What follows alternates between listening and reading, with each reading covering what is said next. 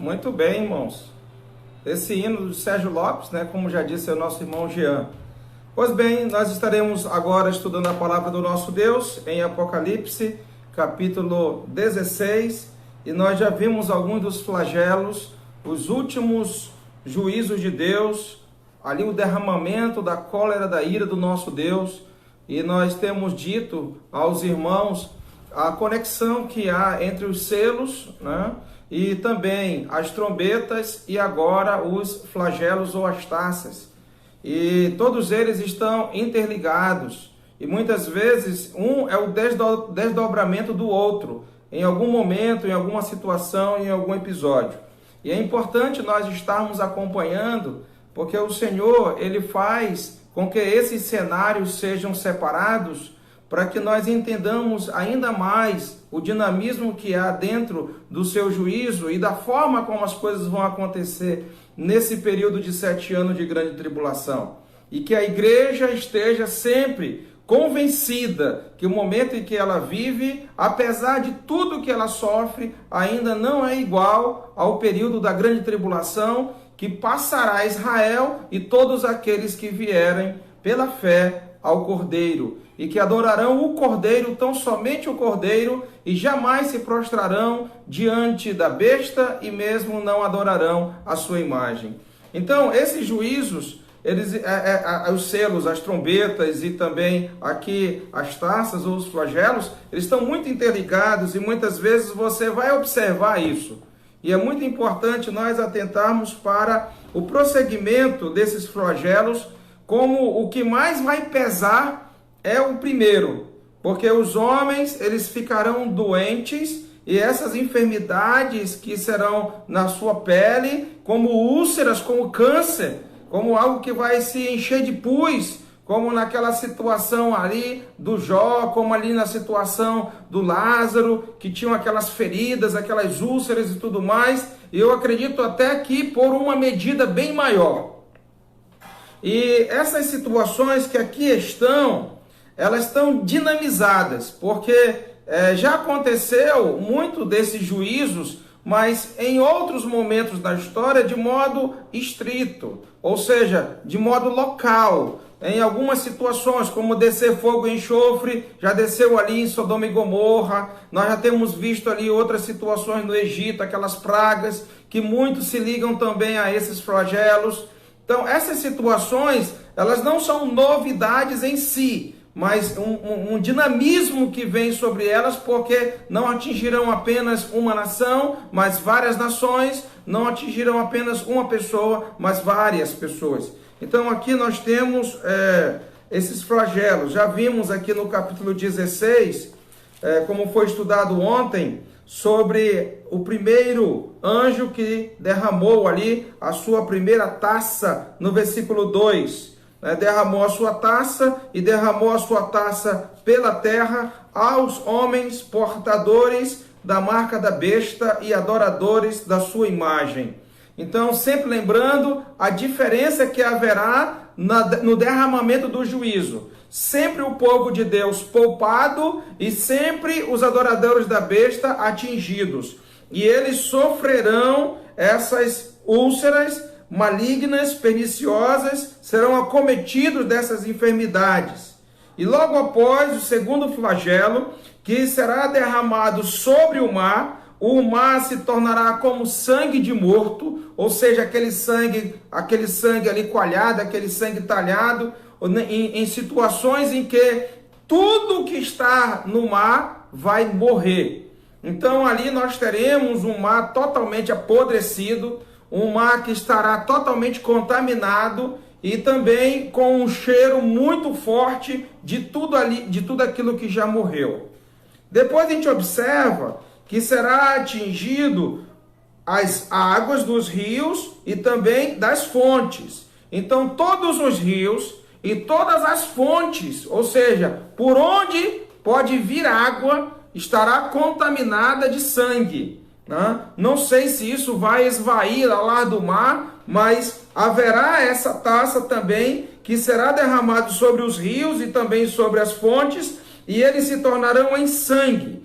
Por que essa água potável se tornará em sangue? se tornará em sangue em consequência de uma resposta até do povo que se levantou contra os servos de Deus e que derramaram o sangue dos servos de Deus, e que agora o Senhor os fará beber sangue, pois não haverá água potável para beberem.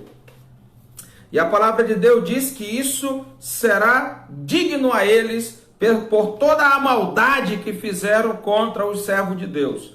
Algo que é interessante lembrar, quando Saulo perseguia a igreja e o Senhor, aparecendo a ele, disse: Saulo, Saulo, por que me persegues? Todas as vezes que nós fazemos qualquer mal contra um servo de Deus, nós estamos fazendo mal ao próprio Deus. A palavra de Deus tem dito também em Mateus capítulo 25, todas as vezes que nós fazemos o bem a um filho de Deus, a um servo de Deus, é a Deus que nós estamos fazendo esse bem. Se é o mal para o servo, é para Deus. Se é o bem para o servo, é para Deus. Diz assim a palavra do Senhor. Por isso, muita atenção, muito cuidado nesse atendimento àqueles que verdadeiramente estão comprometidos com Deus, comprometidos com a palavra de Deus, comprometidos com a prática dessa palavra e a pregação dela. Esses sim, eles são dignos de receberem da parte de Deus a honra, pois o Senhor tem dito que honraria aqueles que o honram.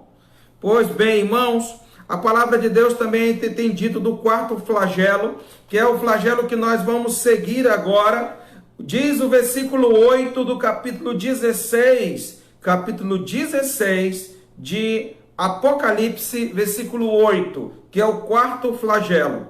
O quarto anjo derramou a sua taça sobre o sol, e foi-lhe dado queimar os homens com fogo. Com efeito, os homens se queimaram com o intenso calor e blasfemaram o nome de Deus, que tem autoridade sobre estes flagelos, e nem se arrependeram para lhe darem glória. Irmãos, isso vai ser uma reincidência. Os flagelos virão e os homens não vão se arrepender, mas blasfemarão contra Deus. Veja, irmãos, o tamanho da cegueira espiritual que haverá sobre os homens na terra e também a fidelidade que eles terão para com o anticristo. E é bem interessante, irmãos, algo que nós devemos levar em conta é que o anticristo, ele veio ao poder e todas as nações lhe deram a autoridade, lhe coroaram para que ele as dominasse, por consequência de soluções de problemas.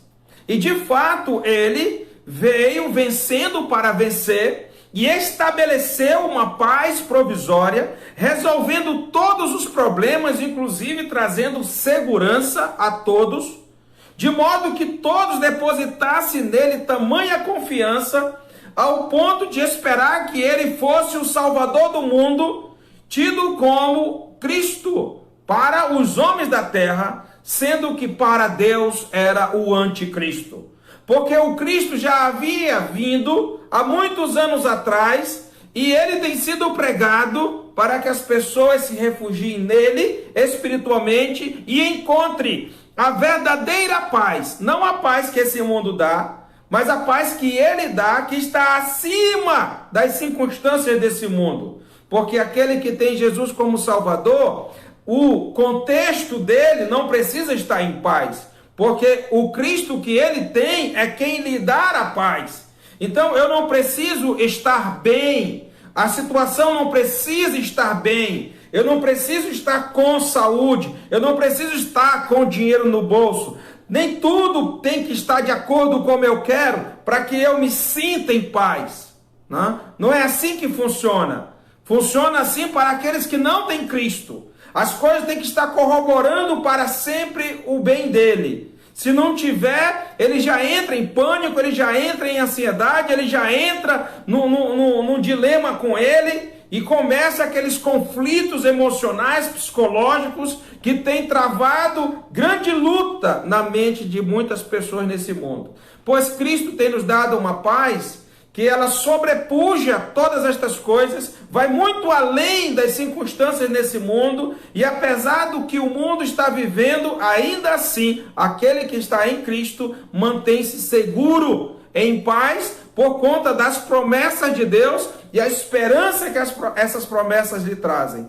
E por isso, irmãos, estes homens aqui, eles, nesse momento, apesar de que já não exista mais aquela paz estabelecida pelo anticristo, mas agora com o advento dos flagelos de Deus, esses últimos que sobrevieram, ainda assim, diante de tudo que eles estão sofrendo, não só permanecem na fidelidade ao anticristo e à adoração à sua imagem, mas também blasfemam contra Deus. Blasfemam contra Deus. Interessante, irmãos, que a palavra de Deus diz que esse quarto flagelo será derramado sobre o sol. Então imagine aqui a palavra dizendo sobre intenso calor. Isso significa, irmãos, que não só haverá um sofrimento para com estes homens que estão doentes, que certamente o calor lhes trará grande angústia, lhes trará grande sofrimento, pois a palavra de Deus dirá isso no versículo seguinte, no versículo 10 e 11, né? Até antecipando para vocês aqui, no versículo 11, eles blasfemarão a Deus por causa das angústias e das úlceras. Ou seja, o calor, ele trará para eles um grande sofrimento. Eu imagino, a mamãe está assistindo esse momento, né? A mamãe está participando deste culto, e a mamãe vai lembrar muito bem quando eu tive catapora, né? Catapora, você sabe que ela dá pequenas úlceras, né? Ela dá as úlceras às cataporas. E quando eu tive catapora, eu era criança ainda, e o calor, né? Eu sou amazonense, os irmãos sabem disso, e lá no Amazonas muito calor, né? E na época nós estávamos vivendo numa das cidades mais quentes do Amazonas, que é Tefé, né? E lá o calor é maior, parece que ali aquele círculo do calor ali, ele está justa a linha do Equador, passa ali em cima a linha do Equador. Então é muito quente, Tefé é muito quente. E eu tive que pegar catapora ali. Então a catapora ela traz úlceras e meu corpo ficou cheio. Então o calor, ele me incomodava muito. Mamãe me dava banho ali de álcool, derramava álcool em mim ali para ver se me refrescava, né? Óbvio, né? Elas não estavam abertas, como as úlceras desses aqui, né? Ela tava aquelas bolhas, né? Ela tava só as bolhas. Então, o sofrimento com o calor virá e muito. Recentemente, o João Pedro, a Juliana, a Aline encharcou-se, né, de catapora, e o calor deixava ela inquieta. Agora imagine só, a catapora vinha as bolhas, né? E quando abre a bolha, então vira aquela úlcerazinha. Isso traz grande dor. Agora imagine com o calor intenso, né? Sem água para refrescar, porque as águas estão contaminadas. Tanto a água do mar, quanto a água dos rios e das fontes. Ou seja, não dá nem para cavar um poço, porque à medida que eles cavarem um poço, a água que vier desse poço também vai estar contaminada com sangue. Veja, irmãos, que a situação ela vai piorando cada vez mais. Ou seja, primeiro a doença, depois atinge a água do mar, atinge a água dos rios e das fontes, e agora um intenso calor. Ou seja, esses homens sofrerão muito. Mas apesar de todo esse sofrimento, eles ainda permanecerão fiéis a quem? A besta, ao anticristo, ao dragão, ao falso profeta, menos a Deus. Porque eles não quiseram dar crédito à verdade, eles preferiram dar crédito à mentira. Infelizmente tem sido assim até hoje. A palavra de Deus tem sido pregada, a palavra de Deus tem sido explicada, nós temos apresentado o futuro pelo Apocalipse e por todas as outras promessas ainda não cumpridas, mas o povo ainda se mantém arredio à palavra de Deus, incrédulo à palavra de Deus, não querendo crer.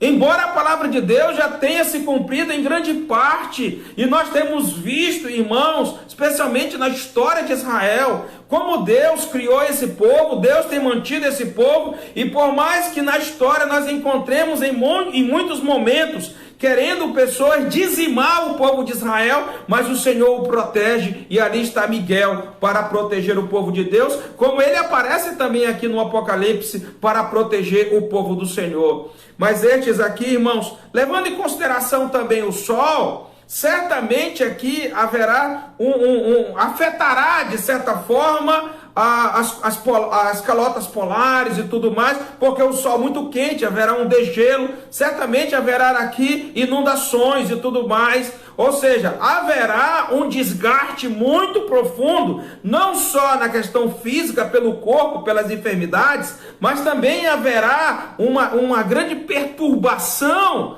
da parte desses outros eventos que virão sobre esses homens. Ou seja, se vai haver perturbação, se vai haver depressão, se vai haver pânico, vai ser nesse tempo agora, quando os homens estiverem passando pelo juízo de Deus.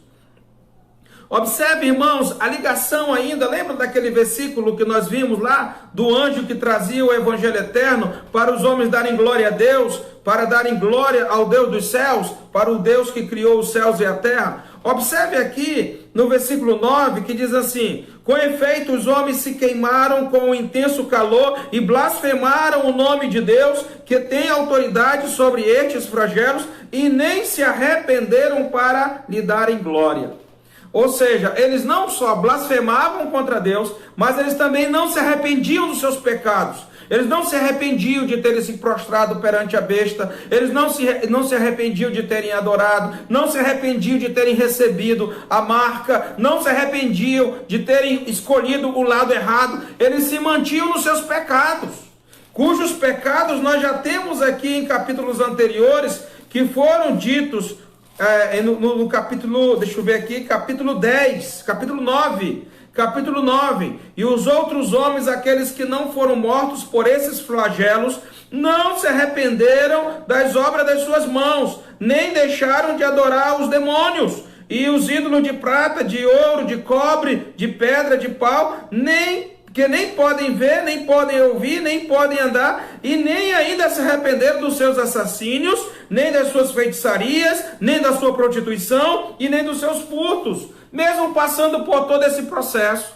E observe que isso vai se repetir reiteradamente. Observe agora o versículo 10, o quinto flagelo. Derramou o quinto,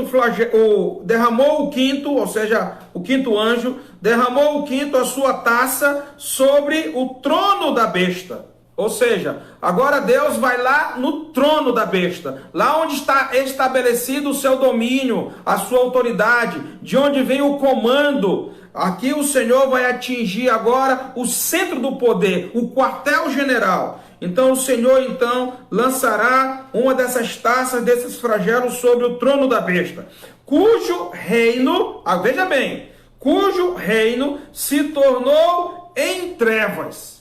Então vejam, irmãos, que novamente, como aconteceu lá no Egito também aconteceu essa praga, também aconteceu esse juízo sobre o povo do Egito, quando não queria deixar Israel seguir o seu curso, pois Deus tinha dito por boca de Moisés que Israel deveria sair do Egito para a terra prometida, para a terra de Canaã, hoje estabelecida lá a terra de Israel. Mas ele não quis deixar o povo ir. Então Deus lançou também trevas lá naquele lugar. E a Bíblia diz que o povo não podia sair do seu lugar, pois as trevas eram densas. Agora imagina, irmãos, eles estão doentes, eles estão sem água, o cheiro do mar é profundo por causa de todos os animais mortos, o calor é intenso e agora eles estão ali com densas trevas sobre eles. Ou seja, sem água e sem luz. Vejam só a situação que vai ficar. Muitas vezes, quando nós ficamos sem luz, a gente diz assim, é melhor ficar sem luz do que ficar sem água, não é? Mas mesmo sem luz não é bom. Especialmente no norte, onde nós vivemos, o calor é muito intenso, então um momento sem luz é muito ruim, é muito difícil, fica tudo muito abafado. E agora eles estão doentes, sem água e sem luz. Ou seja, a situação só se agravando cada vez mais. E olha aqui, irmãos, derramou o quinto a sua taça sobre o trono da besta, cujo reino se tornou em trevas, e os homens remordiam a língua por causa da dor. Ou seja, a dor era tremenda, porque nada podiam fazer na situação em que eles se encontravam. Ou seja, na escuridão, sem água e com dor, enfermos. A Bíblia diz assim: e os homens remordiam a língua por causa da dor que sentiam, e blasfemaram o Deus do céu por causa das angústias e das úlceras que sofriam, e não se arrependeram das suas obras. Irmãos, é tão difícil pregar sobre esse aspecto de Deus, porque nós vamos trazer agora o que Ele mesmo vai fazer através das suas mãos. Ou seja, são juízos de Deus. O que nós temos visto em grande parte, o que tem ocorrido no mundo, são pequenas advertências, são pequenas circunstâncias que Deus permite que aconteça, para que Ele chame a nossa atenção e nos mostre que algo de muito pior há de acontecer e que agora é o momento de nós nos voltarmos para Ele e nos rendermos perante Ele e darmos glória ao Seu nome e cultuarmos a Ele na beleza da Sua santidade. Deus está nos advertindo, Deus está chamando a nossa atenção e dizendo: venha que eu estou para te receber. Venha que eu estou para te perdoar dos teus pecados. Te arrepende dos teus pecados. Reconhece os teus pecados. Vê a maldade que você tem feito. Irmãos, uma das pessoas mais difíceis para se arrepender são aquelas que pensam que não são tão mais assim. São aquelas que pensam que tem pessoas piores do que ela. São aquelas que pensam que até o mal que elas fazem tem um fim de bondade. Essas pessoas que olham para si mesmas como pessoas boas, essas pessoas são as mais difíceis de se converter. São aquelas que pensam que sempre têm razão em tudo.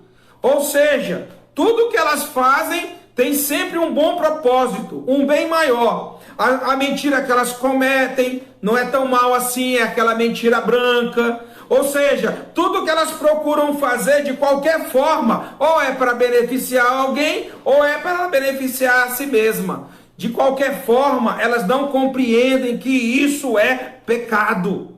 É tão difícil de nós explicarmos isso, é tão difícil delas compreenderem isso, de compreenderem que elas estão em pecado. Eu reconheci, graças a Deus que eu pude reconhecer isso enquanto adolescente. Pude ouvir o Evangelho ainda quando criança, mas pude compreender realmente a minha necessidade como pecador quando eu estava na adolescência. Quando pude ouvir sobre Jesus Cristo, de acordo com as Escrituras ensinam, que Ele é o Filho de Deus e que Ele veio ao mundo para morrer e pagar nossos pecados. E que nós, como pecadores, deveríamos recorrer a Ele por causa do seu sacrifício.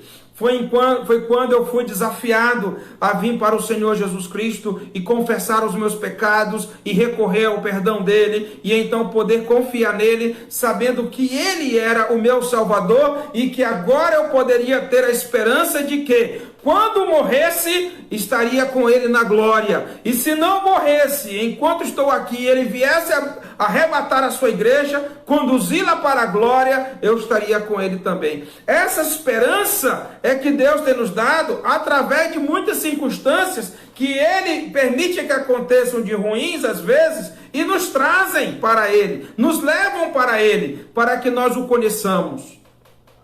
Irmãos, não é preciso você vir pela dor, você pode vir pelo amor. Não é preciso que você adoeça ou que alguma coisa aconteça contigo, algum acidente, ou que você fique paralítico, ou que aconteça alguma coisa com o teu cônjuge, ou com teus filhos, ou com o teu irmão, ou com teus pais. Não precisa acontecer nada.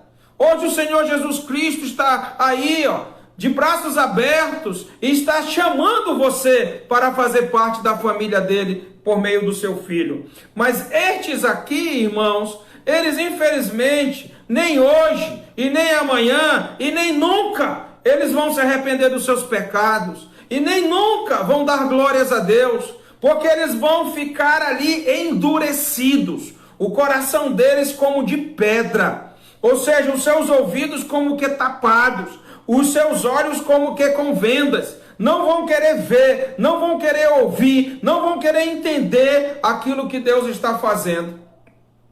Enquanto isso, enquanto tudo tem acontecido, o testemunho continua, 144 mil testemunhas ali, muita gente vai recorrer ao Cordeiro. Nós já temos visto isso, que eles cantarão louvores, realizarão um grande culto em ação de graças, quando o Senhor Jesus Cristo, então, retomar todo o domínio para implementar o seu reino, que será por um tempo de 1000 anos aqui nessa terra, logo após a grande tribulação. Pois bem, irmãos, que tristeza, né? Eles remordiam a língua por causa da dor que sentiam, mas blasfemavam contra Deus por causa das angústias e das úlceras.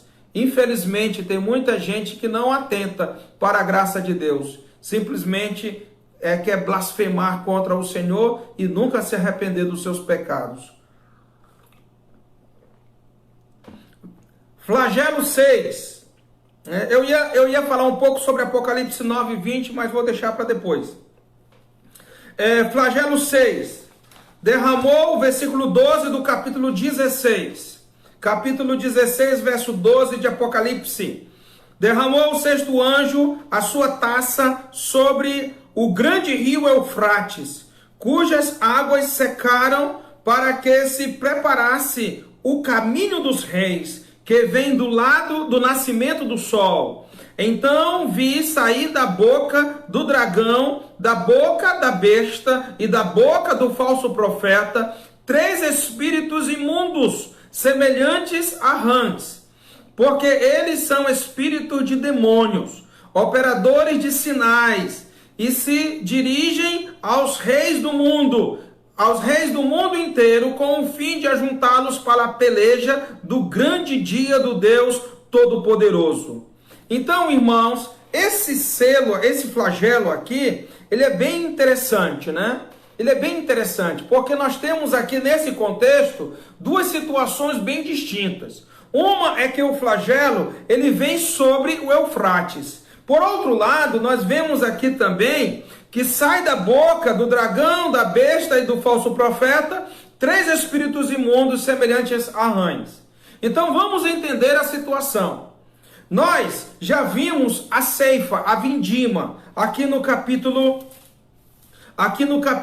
14, ali na situação onde Deus então passará a foice, e essa foice então matará os homens que estarão ali para atentar contra a cidade do Senhor, contra o povo do Senhor. E a palavra de Deus diz que a foice virá e então haverá uma mortandade tamanha, numa extensão de 280, 290 mil metros, ao ponto de ter tanto sangue com a mortandade, que o sangue chegará até ao freio do cavalo, ou seja, vai virar um grande riacho. Nós temos isso aqui em Apocalipse 15, versículo 14, depois 17 até o final, quando a palavra de Deus diz que correu sangue do lagar até os freios dos cavalos, numa extensão de 1.600 estádios. É só multiplicar 1.600 vezes 176.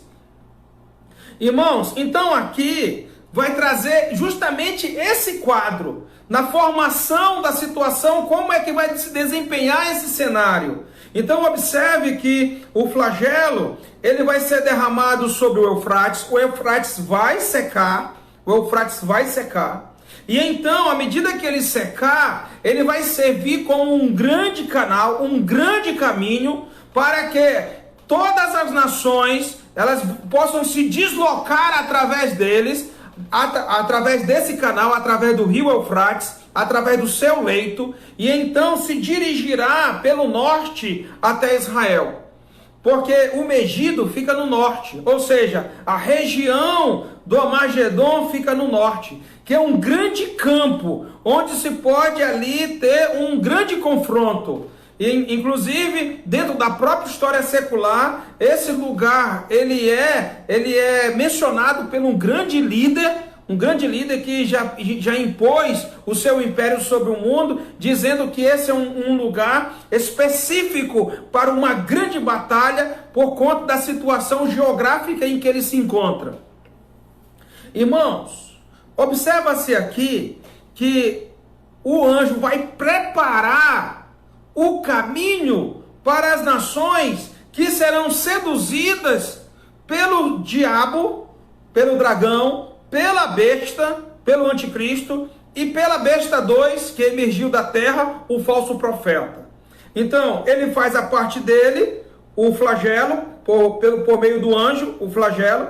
Então, as águas do Eufrates, elas vão secar. Eu não sei se é por conta do intenso calor, né, que isso vai ajudar e tudo mais, ou vai ser um ato milagroso, alguma coisa assim inaudita.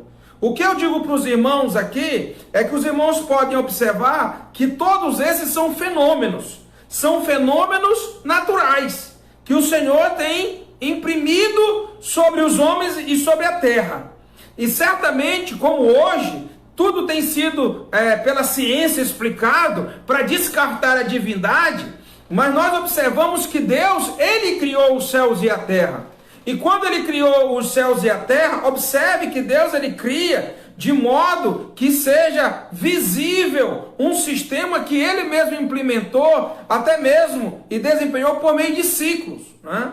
Ou seja, Deus, ele traz dentro da própria ciência a compreensão de seus atos, mesmo na criação, que quando ele criou, tudo que ele criou tem um mecanismo exato de ser. E as coisas estão interligadas entre si. A própria natureza está interligada entre si, porque quando Deus fez os céus e a terra, é só ver em Gênesis capítulo 1, versículo 1 e versículo 2 e versículo 3, que ele cria os céus e a terra, ela tinha o quê? Água.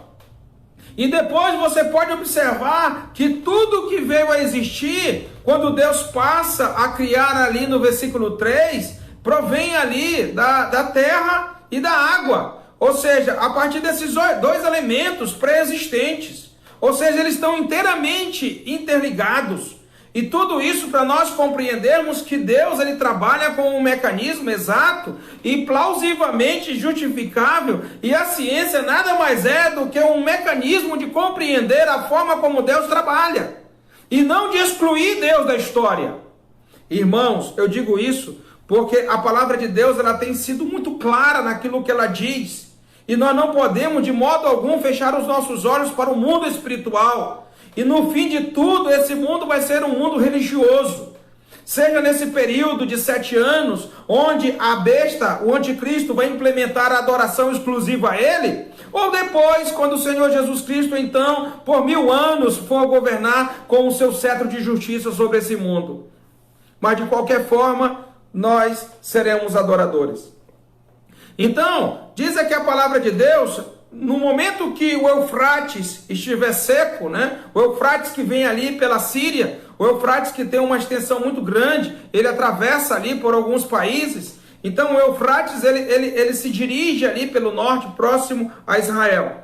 E as nações se dirigirão por lá para tentar atacar o povo de Deus, para tentar entrar na terra prometida em Israel.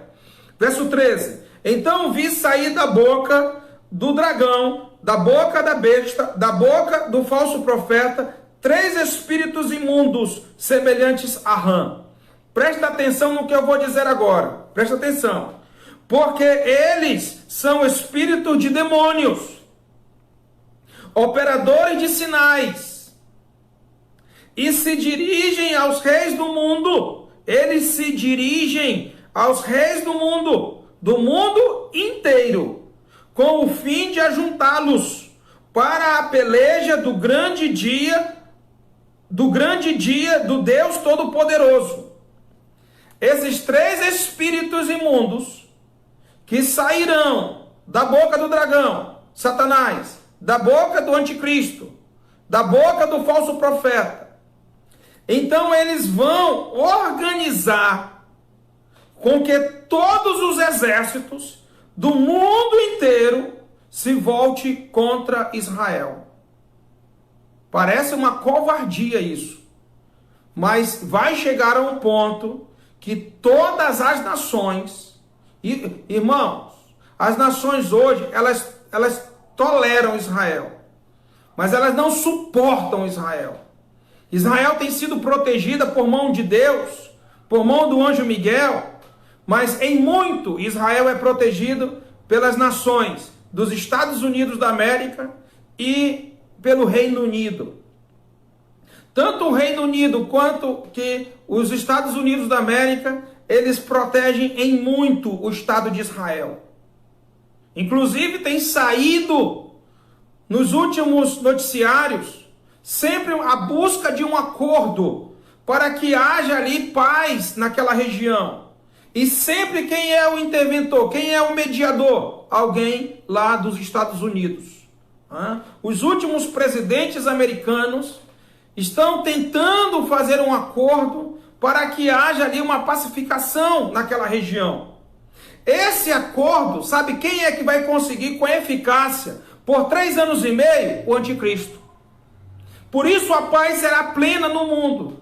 Mas esse acordo que o anticristo vai estabelecer, que todo mundo quer e até então não conseguiu, e quando conseguiu foi frustrado, ele conseguirá por 3 anos e meio, mas esse acordo vai ser quebrado, e então vai começar essa perseguição intensa contra Israel, e então nós vamos ver que vai culminar com esse momento, quando o anticristo vai conseguir reunir por esses 3 demônios todos os reis da terra, do mundo inteiro, para então organizar os seus exércitos e entrar ali pelo rio Eufrates, para chegar naquela região do Megido, a região do Amargedon, que é conhecido então essa grande batalha com a batalha do Amargedon.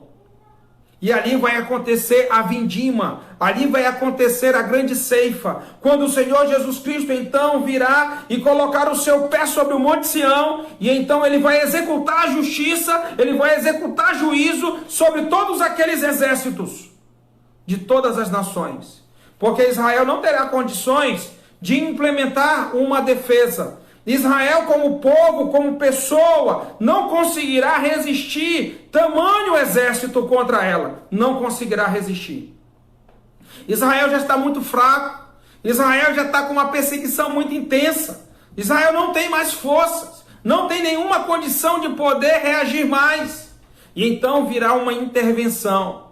Virá uma intervenção divina, virá uma intervenção do Senhor Jesus Cristo. E o próprio Senhor Jesus Cristo descerá do céu, e então vai pelejar por Israel. O Senhor Jesus Cristo então fará a sua obra. Veja então que os demônios, eles interferem na política. Os demônios, eles interferem em todas as áreas desse mundo. Não fique, irmãos, aí desapercebido, achando que o mundo espiritual não interfere agora. Esse mundo já é no maligno. Cuidado, irmãos, com o que está por trás de tudo isso. Cuidado com o que está por trás de uma proclamação aí, ou de uma promoção da imoralidade, da pedofilia, da prostituição, da idolatria. Cuidado com o que está por trás. Pode haver aí influência de demônios, de malignos demônios. E nós temos que estar bem atentos com o discernimento do Espírito Santo que está em nós. Com o discernimento do conhecimento da palavra de Deus que nós deveremos ter. Se o povo de Deus sofre é porque lhe falta conhecimento. Se o povo de Deus sofre é porque ele não quer ler a Bíblia. Porque ele não quer ter o conhecimento do passado, do presente e do futuro. Hoje, quando nós estávamos lendo aqui a palavra de Deus com os meninos aqui lendo, nós estávamos lendo ali Josué, que é a história do povo de Israel. Como Deus ali esteve com o seu povo, não só na saída do Egito, pelo tempo que passou 40 anos no deserto, depois a entrada em Jerusalém, como foi essa entrada, por quais nações ele entrou, e como ele conseguiu dar todas aquelas conquistas e estabelecer o seu povo ali, apesar de muitas vezes o seu povo não fazer exatamente como ele diz, mas ainda assim, dentro da sua graça e misericórdia, o Senhor estabelece e ele cumpre com o seu propósito, como estabeleceu na Israel e colocando Israel ali em Canaã. Então tudo isso é importante nós aprendermos, não só o passado, mas também o presente, e poder então compreender o futuro. O povo de Deus precisa se voltar para a palavra de Deus. O povo de Deus tem sido um povo muito ignorante, que não tem se aplicado ao conhecimento da palavra de Deus. Tem gente aí que não lê a Bíblia, tem gente aí que não estuda a Bíblia, tem gente aí que não atenta no que é dito nos cultos. É extremamente ignorante, não consegue explicar nem mesmo a sua fé, nem mesmo porque ele é cristão. E muitas vezes ele nega a fé quando alguém pergunta dele sobre as suas crenças. Infelizmente tem sido assim. Pois bem, irmãos, então aqui o Senhor vai proteger Israel. Os demônios vão influenciar os líderes das nações. E esses demônios então conseguirão reunir todos os exércitos das nações. E os demônios então trarão, é óbvio que não será visto os demônios, mas esses líderes, essas pessoas que serão vistas. Mas quem está por trás? Esses demônios que saíram do dragão, do anticristo e do falso profeta. Pois bem, irmãos, a palavra de Deus, ela tem dito aqui no versículo 14, porque eles são espíritos de demônios, operadores de sinais, e se dirigem aos reis do mundo inteiro, com o fim de ajuntá-los para a peleja do grande dia do Deus Todo-Poderoso. Aí, irmãos, nós temos um parêntese.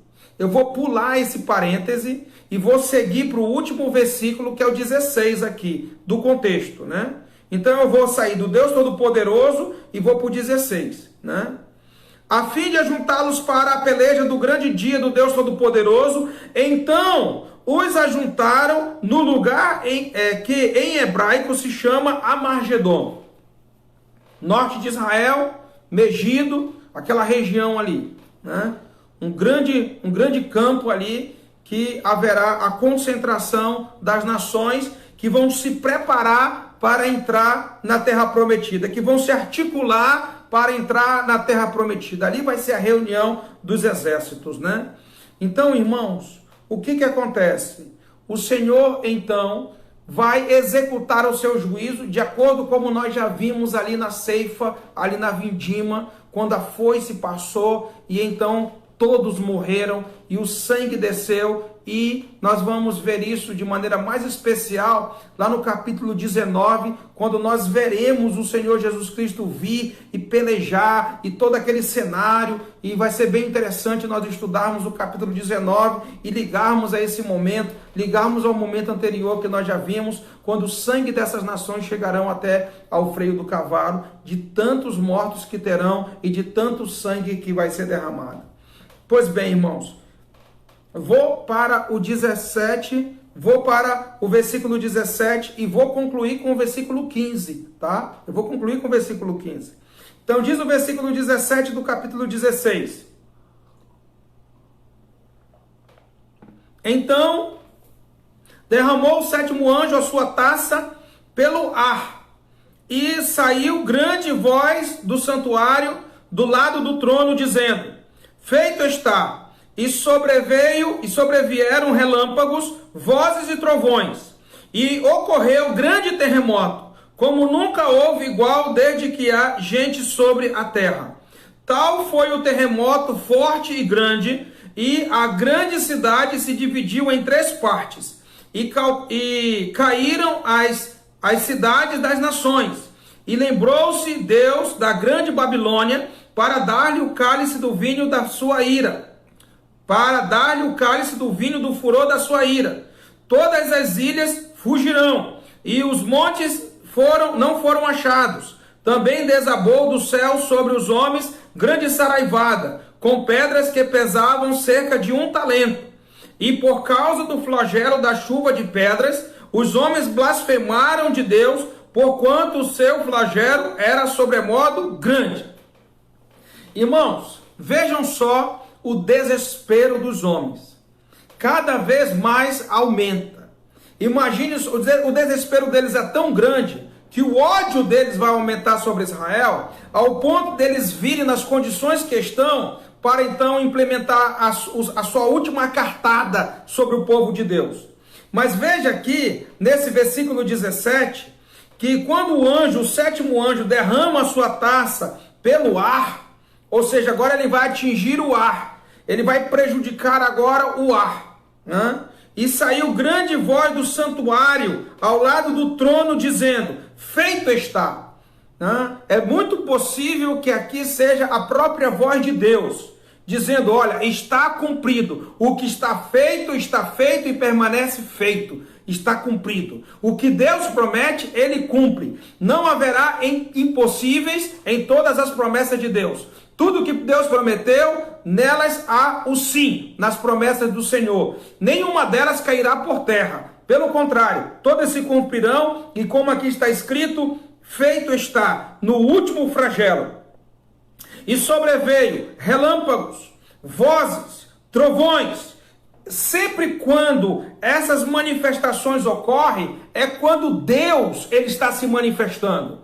Eu apresentei para os irmãos o quadro lá de Êxodo capítulo 20, e nós já vimos em Apocalipse também esse mesmo fenômeno, de igual modo, quando Deus ele se apresenta. E aqui não é diferente, porque o Senhor Jesus Cristo está vindo, e sobrevieram relâmpagos, vozes e trovões, e ocorreu o que? Grande terremoto. A terra tremeu, irmãos.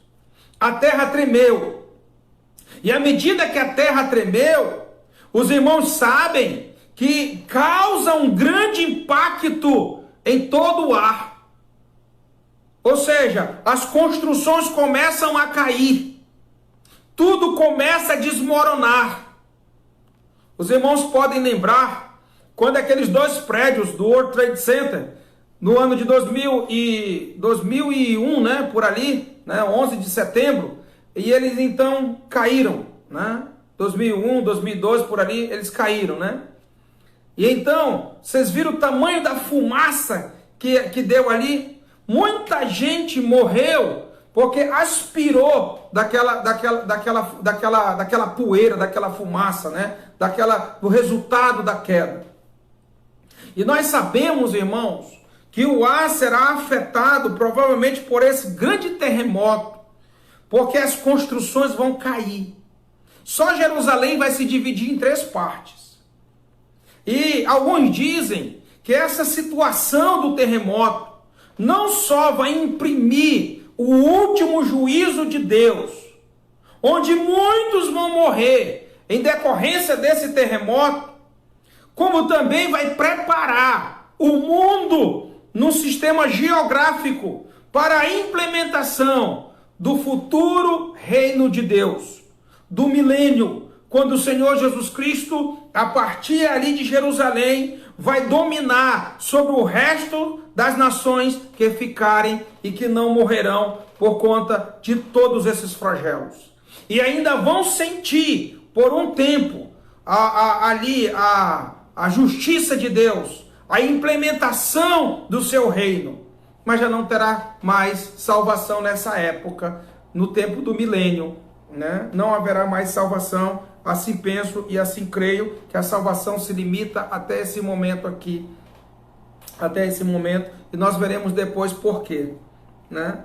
Irmãos, então houve sobrevieram relâmpagos, verso 18, vozes, trovões, e ocorreu grande terremoto, como nunca houve igual, desde que há gente sobre a terra. Tal foi o terremoto forte e grande, e a grande cidade se dividiu em 3 partes. E caíram as cidades das nações.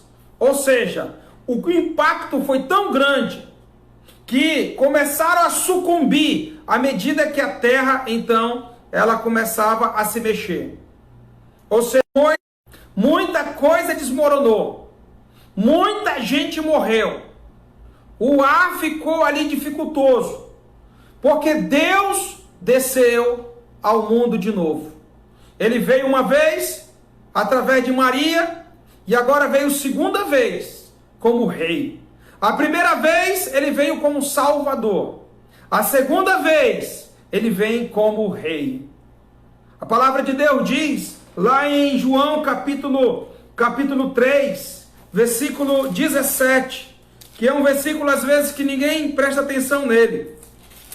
Mas o Senhor Jesus diz assim, ó, no capítulo 3, versículo 17: Porquanto Deus enviou o seu Filho ao mundo, não para que julgasse o mundo, mas para que o mundo fosse salvo por ele. Quando Jesus nasceu de Maria, ali, e Deus nele estava, ele veio para salvar o mundo. Mas agora, ele vem como o seu juiz, como o seu rei, e vai julgar o mundo. Então, como eu disse para os irmãos, terminando aqui esse versículo 20 e demais, eu quero terminar com o versículo 15. Então todas as ilhas fugiram, o terremoto foi tão grande que as ilhas desapareceram. Os montes também não foram achados, ou seja, a força do terremoto foi tão grande. Também desabou do céu sobre os homens grande saraivada, ou seja, uma chuva de granizo. Nessa chuva de granizo, a Bíblia diz que as pedras chegavam a ter 1 talento, quase 40 quilos. Ou seja, uma pedra de gelo de quase 40 quilos. Ou seja, se geralmente são pedrinhas assim, ou pedras assim, mas serão pedras grandes, que virão, que cairão do céu, uma grande chuva. Ou seja, quando Jesus vier, quando o Senhor Jesus estiver para estabelecer o seu reino, a situação vai ser o pior de todos os eventos que já aconteceram em relação aos demais que nós já vimos, de todos os selos, de todas as trombetas e de todas as taças. Esse aqui, ele veio para fechar com chave de ouro. E os homens ali doentes, sem água, né? Nem do mar e nem água potável, né? E os homens ali na escuridão, aquela situação toda, e ainda passando agora por esse terremoto. Irmãos, a situação será muito difícil para o futuro. Não queira passar para essa fase pós-arrebatamento. Não queira, irmão, não queira. Não queira. Quando a gente diz que você tem que vir para Jesus, é porque isso é sério. Não é que eu quero que você venha para a minha igreja, não. Não é que eu quero que você faça parte da minha membresia, não. Eu quero que você faça parte da família de Deus. Até porque essa pregação ela está indo para o mundo inteiro. Não dá para nós congregarmos todos no mesmo lugar. O importante é que você entenda a mensagem da salvação. E esses homens aqui, a Bíblia diz que eles blasfemaram de Deus. Não se arrependeram estes homens. Mas veja, irmãos, versículo 15 para finalizar essa mensagem. Versículo 15, é um parêntese, ou seja, para dar um fôlego ali naquela situação. E esse parêntese, ele diz respeito a nós. Esse parêntese, ele diz respeito à igreja. Olha o que diz o versículo 15. Eis que venho como vem o ladrão. Bem-aventurado aquele que vigia e guarda as suas vestes, para que não ande nu e não se veja a sua vergonha. O Senhor Jesus Cristo, ele virá como ladrão. Ele vai arrebatar a sua igreja como um ladrão. Arrebatamento, essa palavra é igual a rapto, ou seja, é algo inesperado. É algo rápido, é algo que naquele momento a pessoa está desapercebida. É um rapto, né? É como um ladrão que chega para raptar alguém. A pessoa não está esperando, não está prevenida, nada. Então Jesus disse que ele virá assim. Então João ele faz esse parêntese para trazer para a igreja que está recebendo essa mensagem futurística, para que a igreja esteja atenta. Para que a igreja aprenda a viver nesse mundo, dentro da santidade, dentro da consagração devida a Deus. Ele mesmo diz aqui, bem-aventurado, feliz, abençoado aquele que vigia. A igreja, ela é sempre vigilante, porque nós não sabemos o dia e a hora que o Senhor Jesus Cristo virá. Por isso nós pregamos para as pessoas crerem em Jesus hoje. Porque nós não sabemos o que acontecerá amanhã. Nós não sabemos o que acontecerá daqui a 1 hora. Se Jesus virá ou não nas próximas horas, nos próximos dias ou nos próximos meses. Mas o que nós podemos dizer é: aceite o Senhor Jesus Cristo como teu Salvador, para que, quando Ele vier te raptar, você esteja pronto. Porque Ele vai vir como ladrão.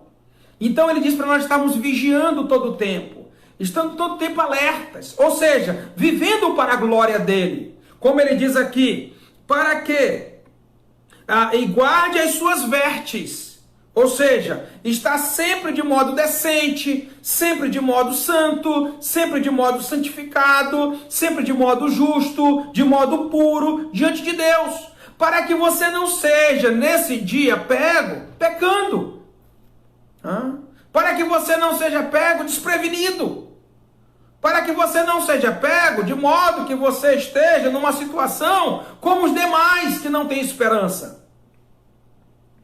Então, eis que vem, como vem o ladrão, bem-aventurado aquele que vigia e guarda as suas vestes, para que não ande nu. Ou seja, quem anda nu é aquele que está expondo as suas vergonhas. Quem anda nu é aquele que está vivendo fora da moral, que já não tem mais nenhum sentido aquela pessoa ali diante dos outros, ou seja, ele não respeita mais ninguém, ele não tem mais medo de ninguém, ele não tem mais vergonha de ninguém, ou seja, ele faz o que ele quer. E muitas pessoas hoje estão querendo viver dessa forma, ou seja, estão totalmente desafeiçoados, perdendo a sua característica natural. Ou seja, já perderam o medo, já perderam a vergonha, estão implementando aquilo que eles querem, do jeito que eles querem, sem que haja ninguém para eles darem resposta à obediência. Então a palavra de Deus diz aqui, feliz é aquele que vigia, feliz é aquele que guarda as suas vestes, feliz é aquele que não anda nu e não se veja a sua vergonha. Lembra disso aqui? É o que está escrito lá no capítulo 3, quando a palavra de Deus fala ali na última igreja de Laodiceia, né? Ou seja, veste as vestiduras brancas para que ninguém veja a tua nudez. Lembra disso? Apocalipse 3, né? Apocalipse 3, quando a palavra de Deus diz aqui, ele diz assim, no versículo 18, aconselho-te que de mim compres ouro refinado pelo fogo, para te enriqueceres, vestiduras brancas para te vestires, a fim de que não seja manifesta a vergonha da tua nudez. Igreja, seja decente, igreja. Seja decente. Uma das coisas que a igreja hoje não tem cuidado são com as próprias vestes. Eu estou falando de vestes físicas, né? Muitas irmãs estão andando seminuas. Muitos irmãos não estão mais se preocupando com a decência das suas vestes. Ou seja, muitos irmãos homens, né, não estão se vestindo como homens. Não estão se vestindo como crentes, de modo decente. Muitos irmãos estão se expondo ao ridículo, como também muitas irmãs estão se expondo ao ridículo. Então, mais como atentado ao pudor. Mas isso nós temos que entender que, se o Senhor Jesus Cristo virá como ladrão, meu amado irmão, minha amada irmã, prepare-se, se você quer ir com o Senhor Jesus Cristo. Prepare-se. Então, João, ele faz esse parêntese aqui para a igreja. Igreja, atenta, igreja. Jesus virá, não tardará, porque Jesus virá antes desses acontecimentos aqui. Então, se ele virá antes desses acontecimentos, diante daquilo que a igreja já estava vivendo, João achava que aquilo era logo. Então, a igreja precisava estar preparada. Então, já se passaram muitos anos de João para cá. E nós temos visto que o cenário, ele acelera. E essa pandemia do coronavírus, ela deu um salto muito grande para o fim. E cabe você entender a mensagem da salvação, para se segurar e se assegurar da salvação e do reino de Deus, para que quando Jesus vier, você esteja pronto. E espero que hoje você já esteja pronto, para que quando ele vier, você não esteja desapercebido. Vamos orar ao Senhor. Muito obrigado, ó Deus, pela tua palavra, que o Senhor, ó Deus, a aplique aos nossos corações. Agradecemos a Ti, ó Deus, a paciência de todos, de poder ouvir a Tua voz. E que o Senhor, meu Pai, esteja agindo na vida de cada um para se consagrarem ao Senhor e se santificarem hoje, pois o Senhor tem dito e repetido que ninguém sabe o dia e a hora em que o Senhor virá, mas como ladrão o Senhor virá, e quando não esperarmos, quando não estivermos atentos, o Senhor aparecerá. Por isso a ordem: vigiai, vigiai, para que não sejamos pegos desapercebidos. Por isso, ó Deus, esteja cuidando da tua igreja, e aqueles que ainda não fazem parte dela possam vir fazer parte por meio do Senhor Jesus Cristo, para que juntos possamos estar preparados e quando o Senhor vier, possamos ir para a glória eterna e não passarmos por esse tempo de grande tribulação aqui, que será horrível para aqueles que se sujeitarem aos flagelos que virão sobre o mundo como o juízo do Senhor. Muito obrigado, Deus, pela oportunidade.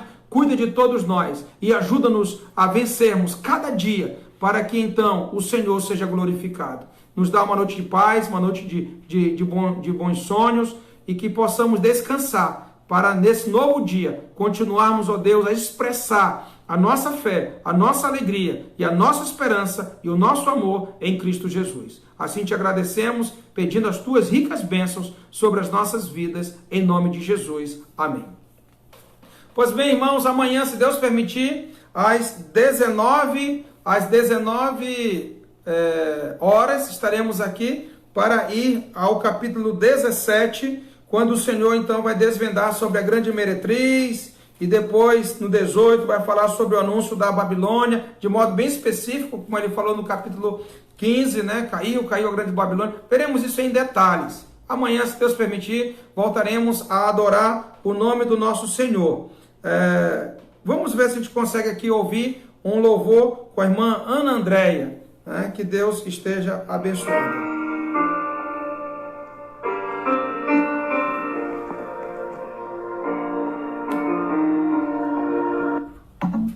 E pobres, plebeus e nobres, diante do trono de Deus. Salvos, redimidos, santos, remidos, a face verão de Deus, e se